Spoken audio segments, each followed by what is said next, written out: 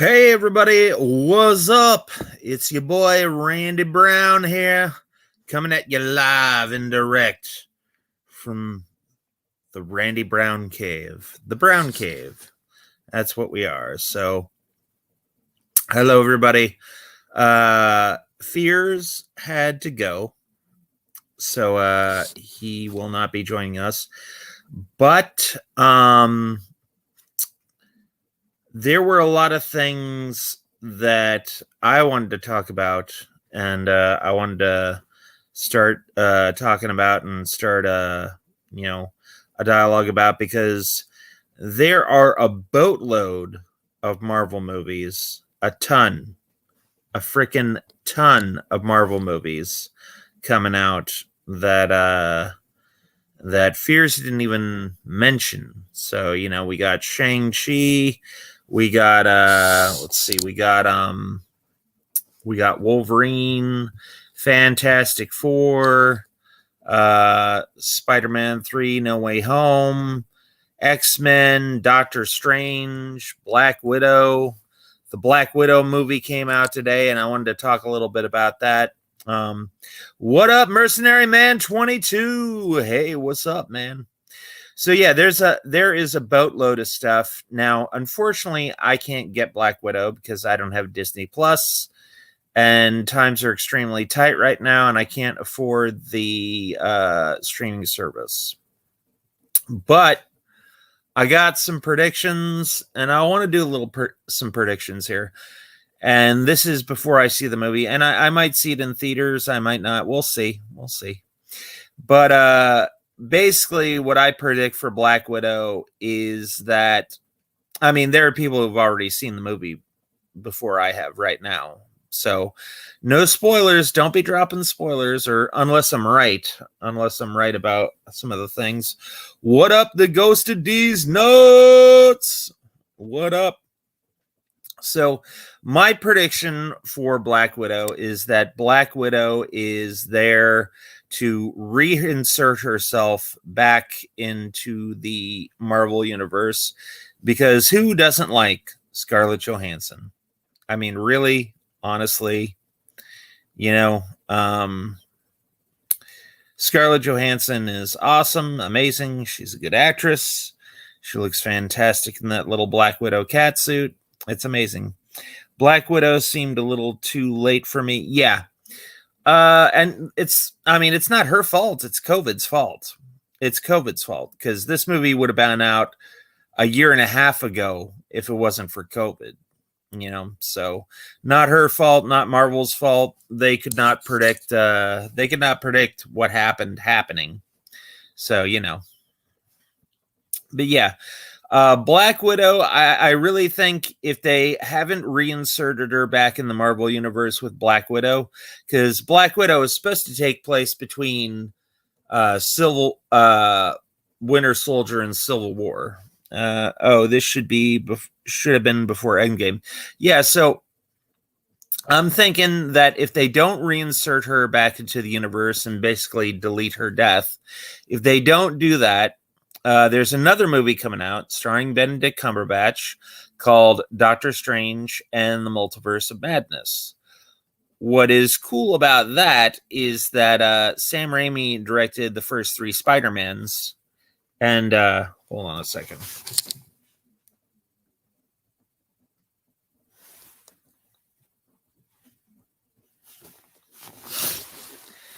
Sam Raimi directed the first 3 Spider-Mans, and when they were coming up with names for Dr. Octopus, one of the names was Doctor Strange. And ironically, Sam Raimi is directing Doctor Strange 2, called Doctor Strange: The Multiverse of Madness.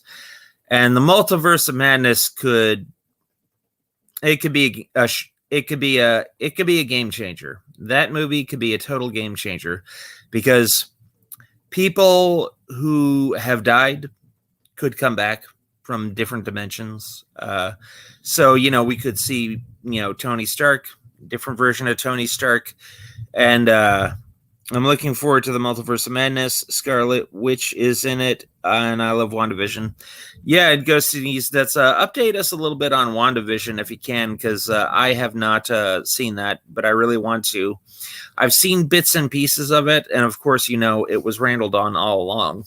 But yeah, that was actually a suggestion from Dragon. Dragon wanted me to do karaoke for Agatha All Along, and I looked online and I was like, do they have it on karaoke? I was looking and I was like, yes, they do have it on karaoke. And I was like, what would happen if I made up my own words to that? And that'd be cool. So yeah, with the Multiverse of Madness, that movie could be a complete game changer. It could. We might even get, I wouldn't even be surprised if, some people from the original Tobey Maguire movie, Spider-Man, shows up. And then also another thing is Spider-Man 3, No Way Home. That is going to be a game changer of a movie because I know there's going to be a little multiverse tampering in that movie because Electro is coming back. Jamie Foxx as Electro, and a lot of people didn't like that movie. I did. I love that movie. And then Doc Ock from the original Spider-Man series is coming back. I love that movie too. I'd love to see, Miles Morales in there somewhere. And they already got J.K. Simmons from the original Spider-Man movies and the last one. So there's a ton of stuff, and Marvel is they are going crazy with this multiverse thing. And, I really can't wait. And then if Yakvo is still online, we can get Yakvo in here because I wanted to hear more of his thoughts on the Breen saga. And I did have some ideas for the fourth one. I do have some ideas for the fourth one. So the main thing came from WandaVision is apparently Wanda is some sort of magical antichrist, and she has the same book that's tied to some demon in the comics, and she is trying. All right. That's cool. Yeah. And then Agatha was a super old woman in the comics. She was not like a pretty woman to save her souls of her hypothetical kids from WandaVision. Oh, okay. Yeah. Well, with the whole Doctor Strange Multiverse of Madness, I wouldn't even be surprised if some of the Fox X-Men got cameos. I would not be surprised. And Marvel is cool like that. I think they would be down for that. WandaVision is worth a watch. Yeah. And here's the thing. Times are really tight in the Brown household. Money is getting crunched. So I'm crunching that money. So the first few episodes were super charming. Yeah, because it was like 1950s, right? It was like first one's in 1950s, second one's in 1960s, next one in the 1970s, and so on and so forth. So I guess let's see, 50, 60, 70, 80, 90, 2010, 2020. So the Ghost of D's Nuts. So it was like the first 7 episodes, like one in each time zone. Like one's in the 50s, one's in the 60s, one's in the 70s, one is in the 80s, and so on and so forth. Because that was a cool little thing. But here's the thing. That's super limiting because even if you went back to the 30s, let's count. So we got 30s, 40s, 50s, 60s, 70s, 80s, 90s, 2010, 2020. Like really, that plot only goes for 9 episodes, and it drops it like halfway. Oh, okay. All right. Yeah. Because that's one thing I wanted to talk about the Star Trek series is, the thing that was cool about Star Trek, the original series and Voyager. The thing that's cool about Star Trek and the original series and Voyager is that they were all exploring. Those two series were exploring places people have never been before, like that nobody had ever seen before. That was the crux of the original series. And that was the crux of Voyager. Voyager was in the Delta Quadrant, and nobody knew anything about the Delta Quadrant. It was all new aliens. The only familiar aliens we saw were on the crew of Voyager. All the other aliens, there weren't Ferengi, there weren't Borg. Actually, I think they did have a dimension hopping sequence where there were, obviously the Borg was there because 709 was Borg.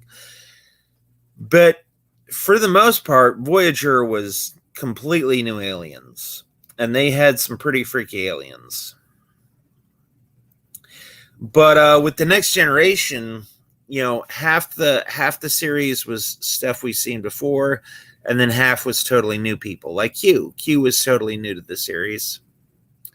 And then in DS9, it was kind of like, there's a space station, everybody goes on, everybody gets there's a race in Star Trek called the Breen, LOL. Yeah, I do remember that. Yeah, that's hilarious.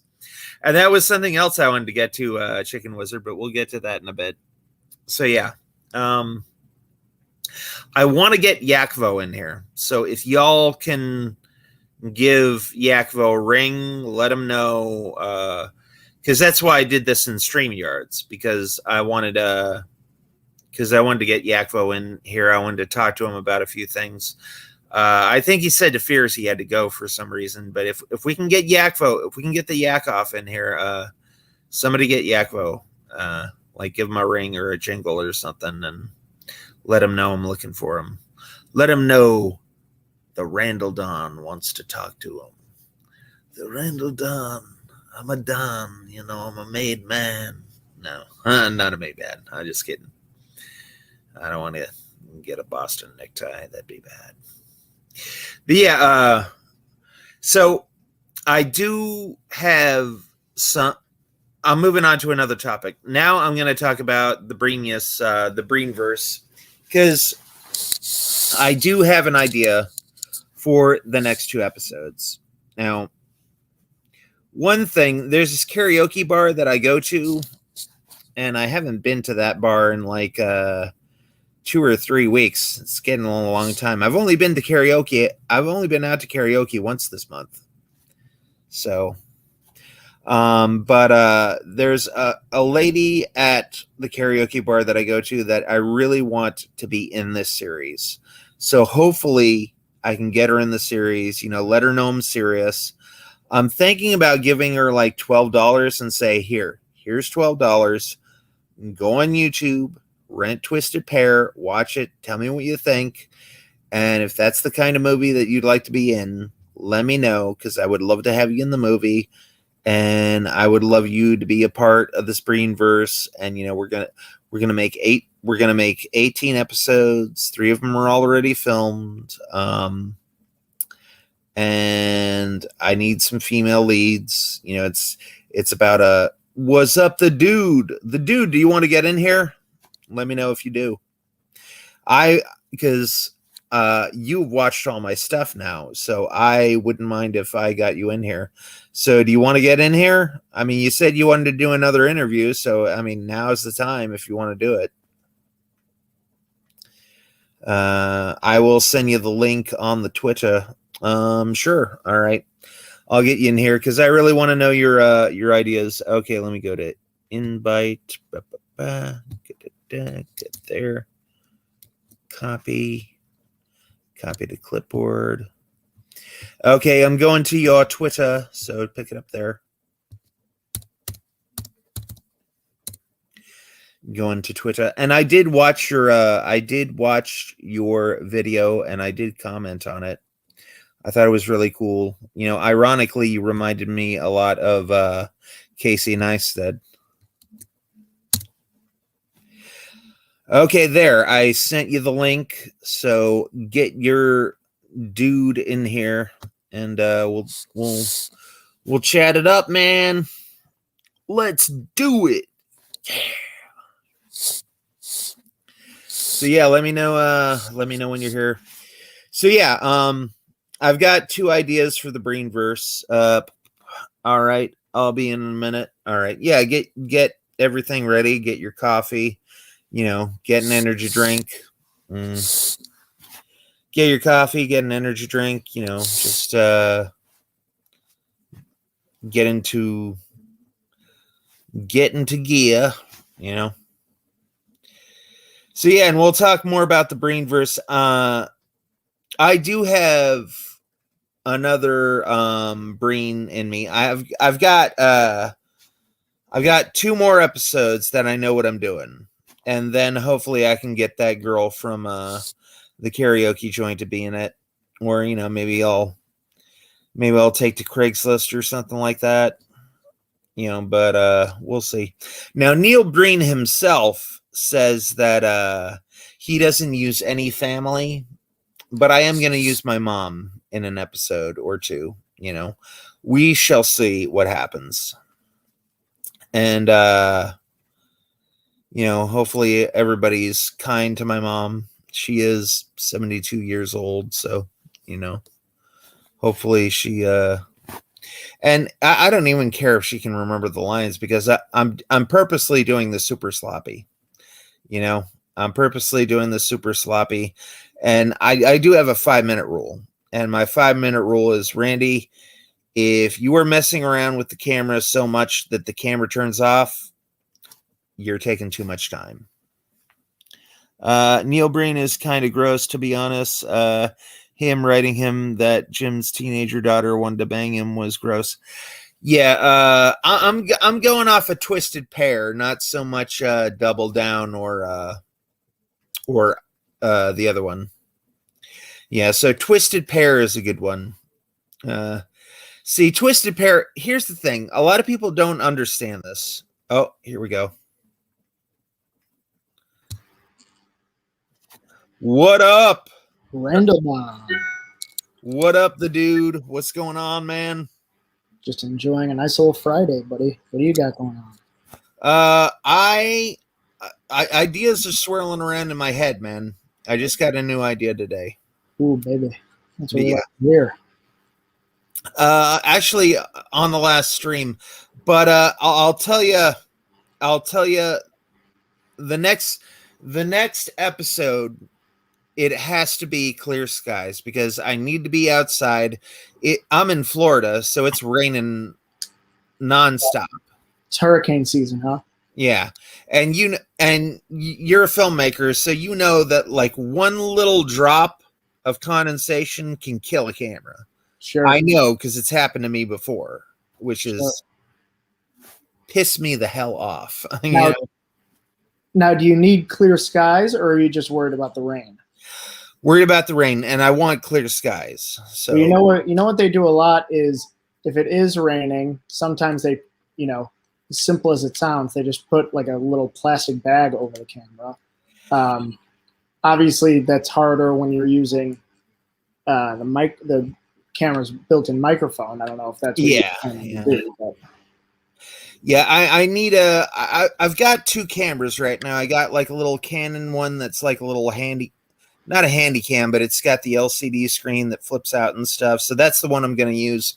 I do have a Light Dow camera, and I gave my last Light Dow camera to Fears, and it's really cool. It looks like a little it looks like a little GoPro, except for the GoPro, it has a view screen on the back, so you can see what you're filming and stuff. Yeah.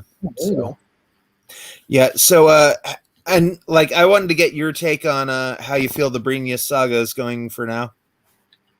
I'm enjoying them. I think I left you a comment on the last one. They're very, if you're going for Neil Breen, you're doing it. Yeah. So like, I'm not going to say that they're like, obviously I'm having a good time watching them, and I'm not going to say they're bad, because they're not, but they're bad in the sense that you're trying to make them bad, because I embrace the bad. Exactly. So when I say they're bad, I mean that in the sense that I know what you mean. They're very Neil Breen. Yeah. And I've got 2 books. I've got 101 things not to do. Hold on. Let me see if I can find the books. They're over here somewhere. Hold on. Here we go. Yeah, I got them right here. So I got these two books. The first one is called How Not to Write a Novel. Mm-hmm. That's the first one. And then the other one I got is How Not to Write a Screenplay. Mm-hmm. And what's funny is, I mean, these books were written like about 15, 20 years ago. But what's funny is like the sections on dialogue, like all their notes on bad dialogue is basically how Neil Breen writes. Yeah, you got to do everything that they tell you not to do. Yes, that exactly. So I'm doing everything they tell me not to do. And like, it's like when two characters explain something that both the characters already know, but they're only saying it for the purpose of the audience to know it. Right. Like, I am a secret agent and I have been a secret agent for 5 years.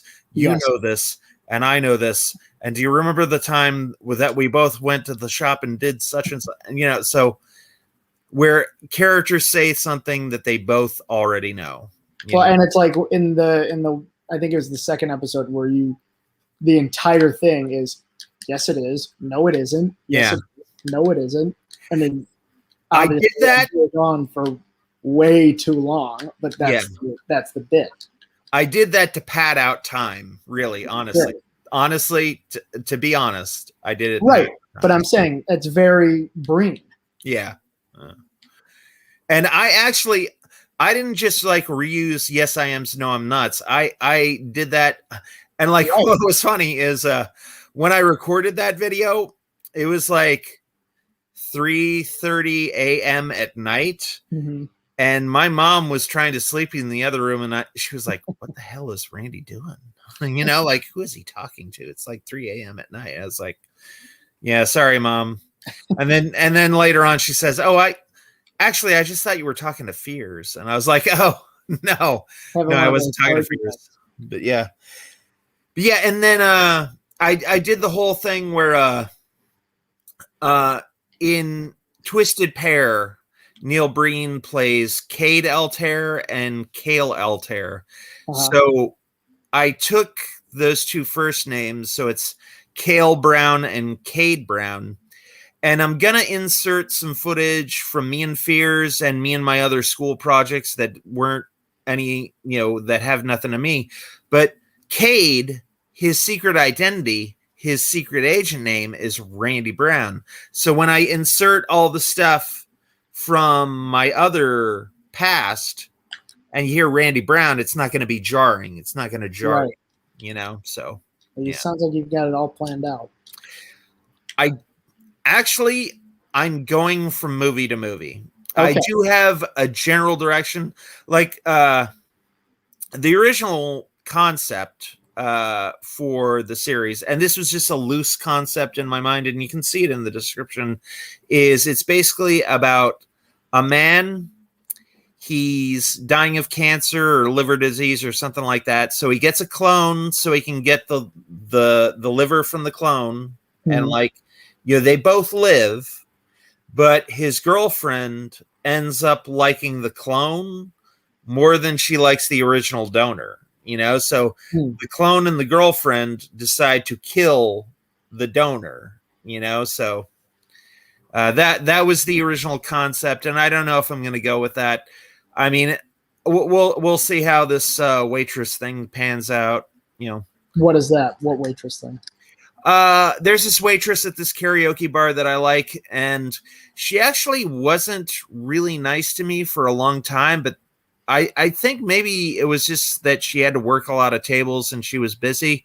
But I did a magic trick for her last time I was there, and she was like super enthusiastic about the trick, and she was like, wow, yeah, that's cool. Yeah. Sure. I was like, yeah, maybe I can use her.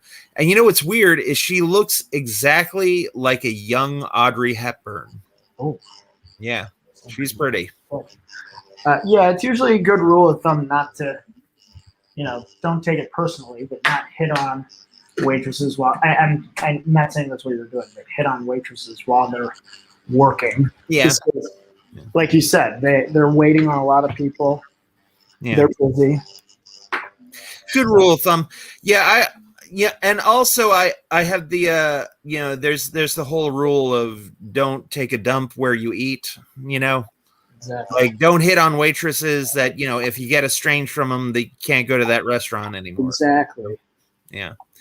But I'll ask her, and I'll see her what's going on. A lot of the waitresses that I'm thinking of for parts actually sit down in the booth with me and chat with me for like 10 minutes, and they're like, "Oh yeah, that's cool." Yeah. Ooh, there you go. Yeah, stuff like that. And then actually, one of the waitresses I'm thinking of was in one of my magic videos. So yeah, and she doesn't work at that karaoke bar anymore, so I could ask her. So that'd be What cool. is this, Hooters? No. I haven't gone to Hooters in like 3 or 4 months. It's been a while since I've been to a Hooters. I would love to get some Hooters waitresses in on this. That'd be awesome. Are they doing karaoke by you again already? Yeah, there's karaoke all over the place. All over the place.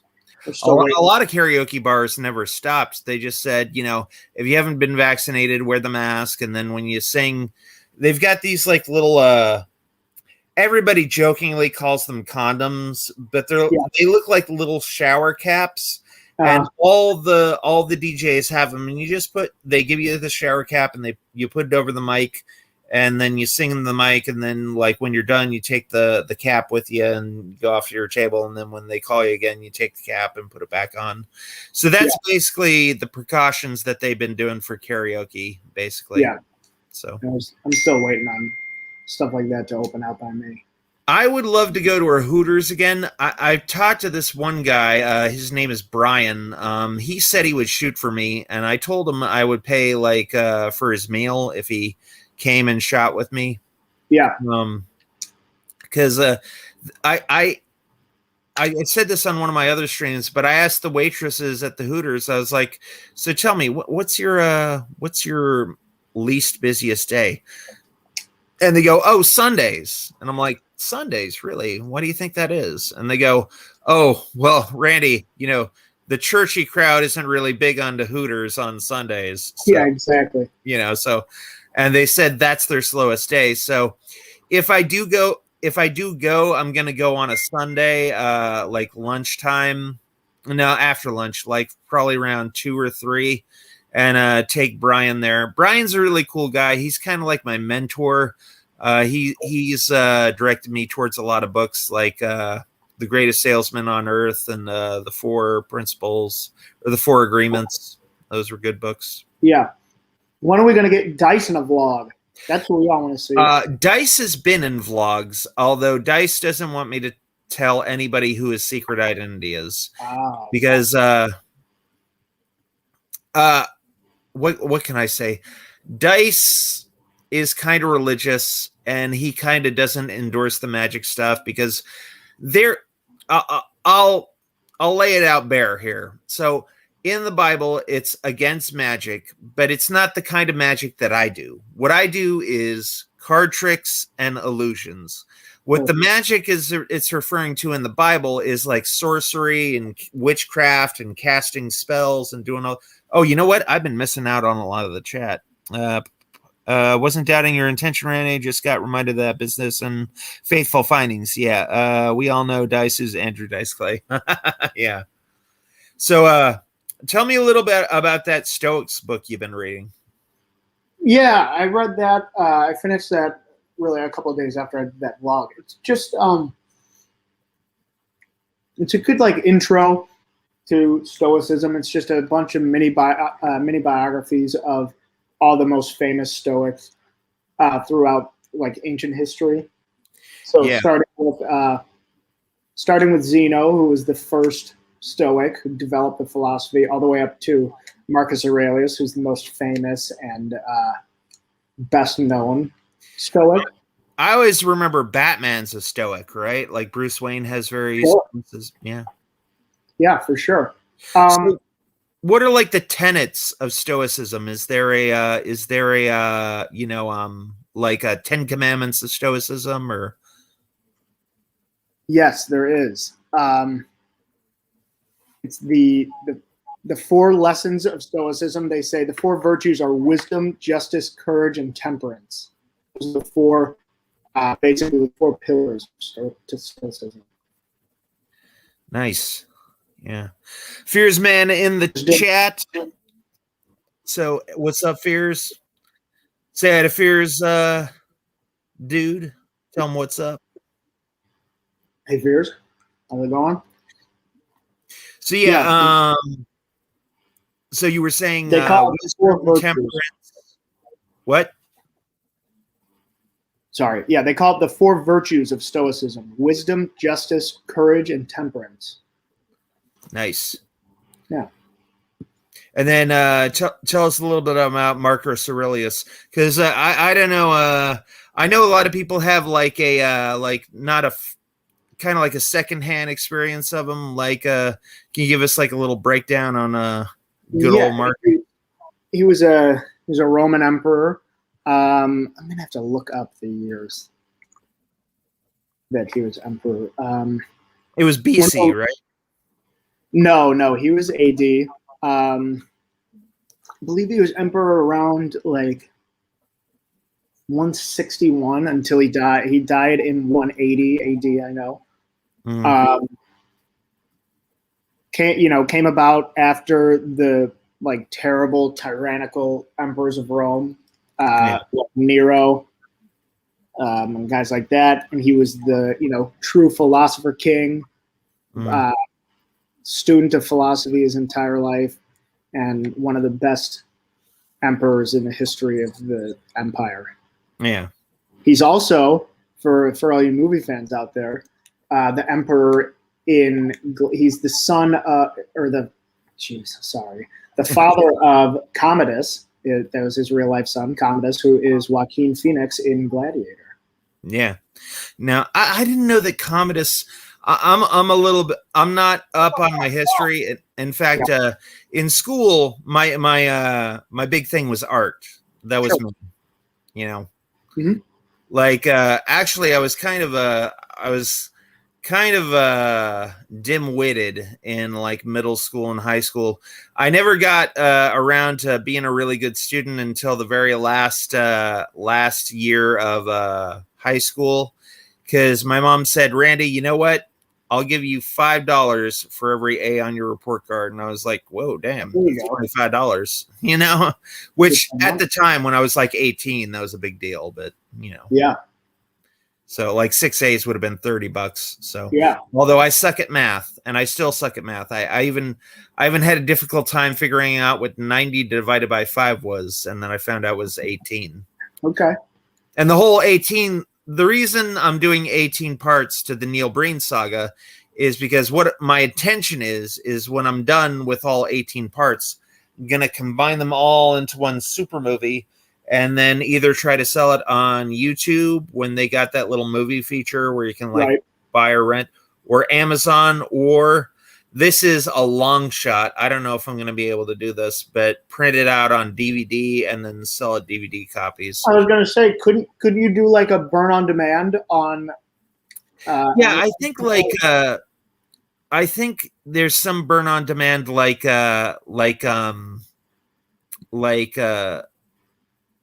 Teespring has print on demand T-shirts, and I'm sure there's like a DVD equivalent.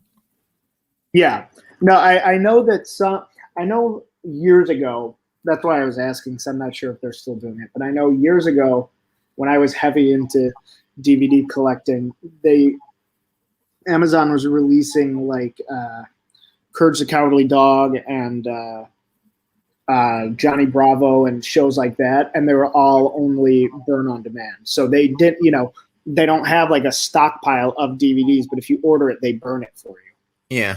Courage was an interesting series. That was I'm a big fan. Very unique series. I was a big fan of like Ren and Stimpy. I had that CD that they put out. You remember that one? Yeah, of course. Oh, I listened to that one nonstop. Yeah, that and Mortal Kombat. I'll tell you a funny story. My mom, the Mortal Kombat theme drives her crazy, because I'll tell you, when that CD came out, like when they came out with the arcade game, mm-hmm. when there was nobody playing the game, like they showed like screenshots of, like the computer playing the game. Yep. And then they showed you the story of Goro. And then on the little screen, like sometimes they would flash this this CD as like buy the album right now. So I looked at the CD, I bought it, I mail ordered out for it. It came, and that CD is flippin' awesome. 10 songs on it, all fantastic songs. Got theme songs for every playable character and Goro, and 2 versions of the Mortal Kombat theme. And I'll tell you, I played that Mortal Kombat theme like 100 times in a day. And now anytime Mom hears the Mortal Kombat theme, she's like, get that shit out of here. I'm like, okay, Mom. Like even when Mortal Kombat, the reboot came out, she's like, no, Randy, I don't want to hear that. Get it out of here. Don't want to hear it. Don't want it, Yeah. And like, I was like, I was like 11 or 12 at the time. So like when I played the song in our living room, I would like hyper rock out and I would yell, Mortal Kombat. It annoyed the shit out of her. I didn't do it to annoy the shit out of her, but Yeah, you did. Yeah, I did. Yeah. Yeah. But yeah, that was but yeah, Goro's theme was intense, man. Yeah. I know they couldn't do it because they didn't have the technology back then, but I always wanted to see Goro stomp the shit out of somebody, like he did in the game. Sure. That would have been way too brutal, though. For sure. Especially that movie was PG-13, wasn't it? Yeah. The original was, yeah. And, that's the thing about Mortal Kombat 1 and Mortal Kombat 2 is Mortal Kombat 1 and Mortal Kombat 2 are like polar opposites on the quality scale. Like, Mortal Kombat 1 is probably the best, if not one of the top 3 best video game movies of all time. And then you got Mortal Kombat 2, which is down there with like Troll 2 and all of Neil Breen's films, and like it's so bad it's good rating. I don't even know if I put it there. I think it's just really bad. Yeah, I love it. I mean, I'll watch it for giggles. I love the part, and the woman who plays Sindel was in a video game that I used to like. Her name was like Chantal something. Yeah. There's this back in the 90s, we had very few game systems to choose from. Me being the dunce that I was, I chose CDI. You remember CDI? Yeah, Philips CDI. Philips CDI. And it was either CDI, 3DO, or the Saturn PlayStation. Mm-hmm. So out of all those 3, I thought I have to have Burn Cycle. You remember Burn Cycle? No. Oh, Burn Cycle. If you don't remember Burn Cycle was set in the distant future. It was about this hacker who goes into this, he goes into a company and tries to steal data, and the data is stored in a chip inside his head. Mm-hmm. The thing is, he got a virus from the company that they put so that anybody trying to steal their data would get this virus. And if you didn't get the virus out of your head in 2 hours, the virus killed you. So basically you had to go through this, like this cityscape. And I remember the sets were so beautiful. The costumes were beautiful. The music was techno, rave, like I like. And there were tons of cool puzzle games, which was like, looked like little, the Luminosity brain games that they have. It was kind of like that stuff. Sure. And, but yeah, it was really cool. And I remember the commercial for Burn Cycle there was this guy on the bus and he was talking about the game and he's like, yeah. And then I got to the great gold Buddha and I picked the virus. I picked the leaf with the virus on it. And I was like, what the hell is he talking about? I have to play this game and find out what all this crazy shit is, Yeah. But, it's a pretty cool game. It's a lot like Blade Runner. You remember that? Yeah. Blade Runner the movie? Yeah, it was a lot like Blade Runner. Okay. Same kind of aesthetic, a little bit more 90s than early 80s, but yeah, it was cool. Did you play a lot of video games growing up? No, not really. I've always had PlayStation. Mm, PlayStation 2 was my first. And then PlayStation 3, PlayStation 4, yeah. and I have a Switch. Yeah. Um, no, I'm not a huge gamer. Mm, I enjoy playing games, but I'm not like a major gamer. yeah. I remember the exact point when I phased out of video games. Oh And I yeah. remember the exact video game that did it for me. It was Perfect Dark 64, which was the last video game I played. Uh-huh. And the reason I stopped playing video games is because I got trapped in a ventilation shaft. It was this big room, and there were ventilation shafts all over the place. And I was in that ventilation shaft for about an hour. And then after an hour, I finally figured out that one of those vents was actually a door. And I was like, the graphics in this game are so shitty that I couldn't tell a vent from a door. So I was like, until video games become super realistic, I'm talking like how you see me right now, until they become that realistic, I'm out. And also, when I was a little kid, I must have spent like $300 in the arcade. And I look back at all the stuff I wanted when I was a little kid. Like, I really like those, those like videotapes that teach you how to fight. I never got one of them, but they were like $100. But it was like a Navy SEAL guy training you how to fight, and it gave you like all different camera angles.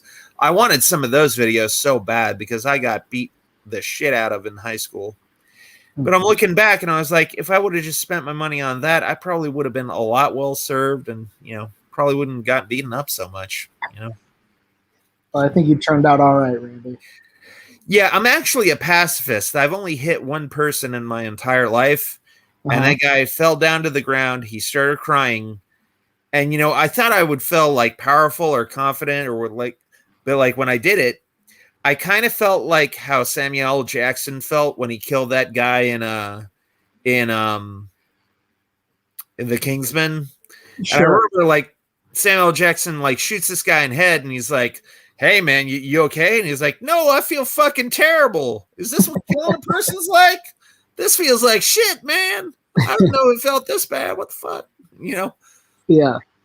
That kid fell down on the ground. Awesome. He was crying, and I felt terrible. And I was like, I'm done. Oh, shoot, Randy, I'm getting a call from work. Do you mind if I jump off? Yeah, go ahead, jump off, and okay, buddy. I'll catch up with the chat. Thanks for having me on. I'll be seeing you around. All right, cool. See ya. See ya. So yeah, I felt just like Samuel L. Jackson in The Kingsman. I was like, wow, this feels freaking terrible. I never want to do this again. So yeah, I only punched one guy in my entire life, so, and let me see, let's catch up with the chat.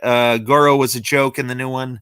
Yeah, he was computer generated and he did not look realistic. I think actually the video game Goro from part number 1 looked a little bit more realistic than Goro from Mortal Kombat, the reboot. OMG, you have CDI. Yeah, I did. I had CDI. I got, not gonna lie, that's kind of dope. Oh, thanks. If you have it in good condition, I think you can sell it to diehard Zelda fan. I do not have it in good condition. I don't know what happened to that thing. That thing got tossed out a long time ago, stopped working a long time ago. Not the best investment I ever saw. Actually, on CDI they had Mario for a good while, and I thought it was going to be like the next Super Nintendo around that time. Now, around that time, CDI was high tech.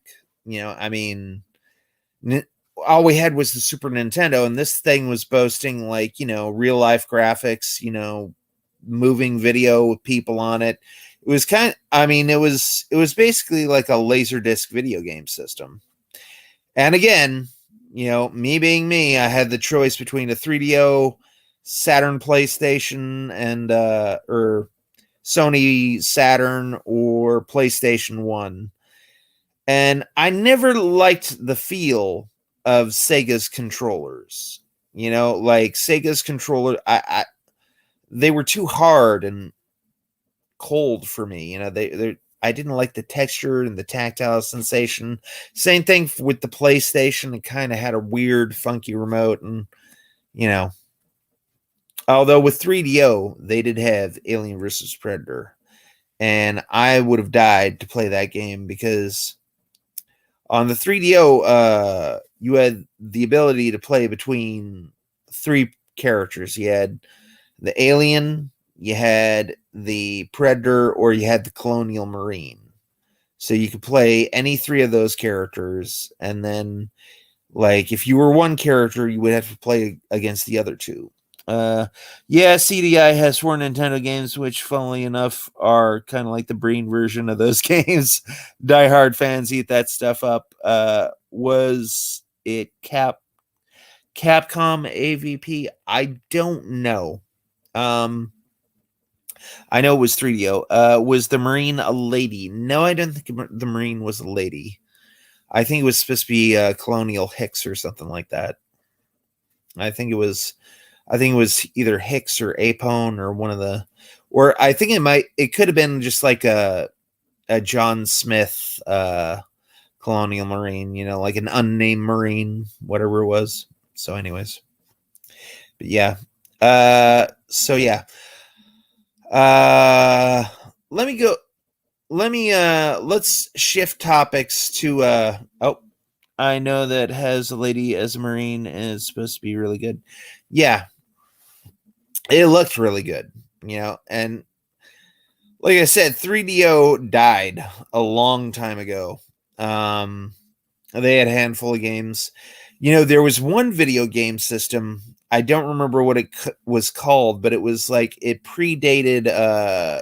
It wasn't Atari. It was around the same time as Nintendo NES, and it actually had SD cards for the cartridges. And I don't remember what that system was called, but that was pretty interesting. I love those I love those AVP games. There was one on PC that was very fun. Just playing a facehugger was so fun. Yeah. I don't know. I think games could be funner nowadays, you know? Like, maybe a game where there are no scores, where you just go around just like, you know, playing facehuggers and robots and, you know, brain games and stuff like that. I think video games could be more fun than they are. Although, again, honestly, I haven't played a video game in a long time. I mean, I did have a joystick controller that had asteroids built into it, but other than that, nothing in the last few years. Although, you got to be honest, at the mall, they did have a mini Nintendo NES, which was half the size of the NES, but inside the mini NES, there were 300 games on it, which was 300 old NES games. And I believe that was only $34. So I was planning on getting it. But again, like I said, times are tight around the Brown household as far as cash goes. Like I said, I'm working on a screen. Oh shit, I gotta get back to that. Yeah, I'm working on a screenplay right now. So yeah. Oh yeah, that might be NES Classic. Yeah, I think that's what it's called. So yeah. But Randy Brown has just realized that he needs to jump on writing a screenplay because I'll go over the I'll go over the details of my Fiverr gig. There's this guy who wants me to write a screenplay for about for like a Partridge Family type band, and he said that he gave me like an 8-paragraph synopsis of what he wanted. Since a lot of people buy them all up and raise the price a ton. Yeah, a lot of people do. I think that's what they're doing at the mall. Sounds good, Randy. Have fun with the script. So yeah, so he gave me 8 paragraphs, and like you can fit 10 paragraphs on a page of a screenplay, and there's 22 to 24 pages in a sitcom script. And the thing is that I have to fill in a lot of the blanks that are missing. And I sent him a first draft, and he did not like the first draft at all. He said, you got to completely rewrite it, trash the script. And then he gave me a 10-paragraph synopsis. And the thing is the synopsis, number one, is out of order. He lists some scenes that are in the beginning at the end, and some of the stuff at the end in the beginning. And I have to like work all this stuff out and like work out who the characters are just from their names and their ages and their gender. And it's a little bit difficult, but he should be emailing me today. And I didn't give too much away, hopefully. But yeah, I got to get back to that. And if he likes it, I'll be earning 45 buckaroos. So hopefully that'll loosen the grip of the money constraints. But yeah, I just wanted to come on here because we didn't touch upon Marvel as deep as I wanted to go. Because Spider-Man 3 Far From Home, there's just just that movie alone, there's tons of stuff. Like, are they going to bring in Miles Morales? I know they're bringing Alfred Molina as Doc Ock back. I know they're bringing Jamie Foxx as Electro back. I heard talks they're bringing Tobey Maguire and Andrew Garfield back. And they're saying they might debut the first live-action Miles Morales. And then not only is, the original MJ coming back, but they might get Emma Stone in there too. So Spider-Man 3 Far From Home, if they use it to its full potential, could be an event film. Spider-Man 3 it's Spider-Man 3 No Way Back. No Way Home, No Way Home could be a tentpole event movie that could bring people back into the theaters if they play it right. Like, if they had everything I just mentioned, I would go to a theater to see that. Because, oh God, I hope they bring in Miles. Yeah, me too. And the thing about it is that I love the theater going experience. I know there's some people who hate it. There's some people who can complain about sticky floors and whiny babies and people talking on their phone and people crunching loud and slurping on their sodas. But I'll tell you, there is no place that I feel more at home than a darkened theater, because, you're there. It's a new movie. It's never before seen. It's on a big 50-foot screen right in front of you. You get a good theater, you got good sound, the sound like blasts you out of your seat. And I love that. And, you just sit there. And I love the theaters mostly for this reason, because when you're in a theater, you screw Rotten Tomatoes, screw all the critics, screw all the internet reviews, screw all the haters, screw all those people. When you're in a theater, you know what works and what doesn't, because you can hear the audience's reaction. Like, a lot of people said they didn't like The Last Evil Dead, but I'll tell you what, when I went into The Last Evil Dead, the theater was packed. And when I saw The Last Evil Dead, people were jumping out of their seats. They were screaming. They were hooting. They were hollering. And my friend Jack was sitting next to me. Is like, Randy, this sounds like it's the greatest movie ever, because people are losing their shit. And then when I was in, Avengers Endgame, people were clapping, cheering, hooting, hollering.